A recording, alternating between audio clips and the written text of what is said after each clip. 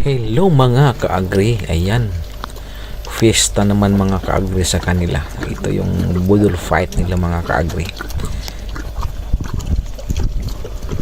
Pag nag-harvest kami mga ka-agri o fresh market natin, expect na nila mga ka-agri na puno na naman yung lalagyan nila ng pagkain sa kanilang tiyan mga ka-agri. Ayan, sa bawat fresh market namin dito sa aming campsite ay lagi silang busog na busog, laging fiesta sa kanila dahil lahat ng mga reject na mga na-harvest namin ay ibinibigay namin sa kanila. Lahat ng gulay na na-harvest namin na reject, ayan mga ka-agri, makapansin nyo, busy sila sa pagkain mga ka-agri. Itong isa dito nahihirapan ngumuya dahil hindi pa kumpleto ata mga ka-agri yung ngipin nito. Bungal siguro. Kaya yan, tingnan nyo sa nguya niya, pati itong mga baboy na yun mga ka-agri, grabe pag kumain, baboy talaga mga ka-agri pag kumain dahil inaapakan nila, kinakain pa. Joke lang mga ka-agri, talagang ganyan talaga sila kumain mga ka-agri. Ayan, pati itong donkey namin dito mga ka-agri, hindi magpapatalo rin, pati itong kambing namin.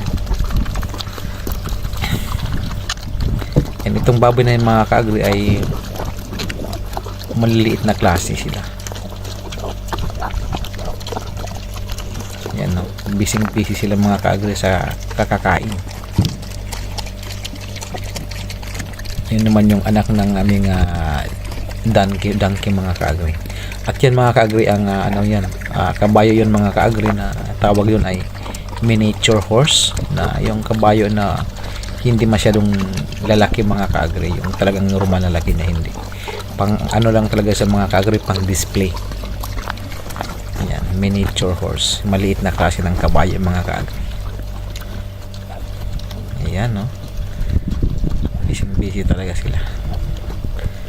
Kaya during summer mga ka-agri, especially sa harvesting time namin, ay mula nang mag-start kami ng harvest ay talagang ang tataba nila mga ka-agri dahil abundant sila ng pagkain. Ayan,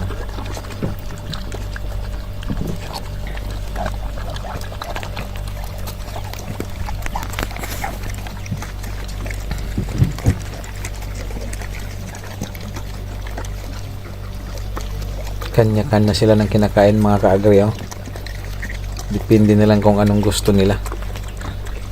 Ano to, kamatis, paprika, pipino o cucumber, zucchini, melon at watermelon mga ka-agri. Yan,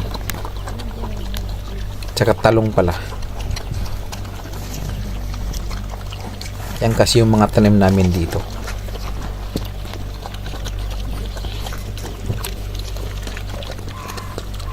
Yan, no? Yan, itong baboy, yung gagawin itong baboy mga ka-agri, kukunin niya yan, no? Yan, no? Yan, kukunin niya, oh. Yan, no? Gustong habulin ng isang baboy, oh. Yan, ayaw na. Yan, gustong kunin ulit ng kambing. Ay, hindi niya alam mga ka-agri kung saan sa pupunta na hindi maagaw sa kanya, oh. Sabi niya, alis na lang ako dito, magpakalay-ulay ako para di maagaw sa akin. Ayan, nasa malayo ng mga ka-agri, oh. Ang layo na niya. So ayan mga ka-agri, salamat sa mga nanonood at sumusuporta.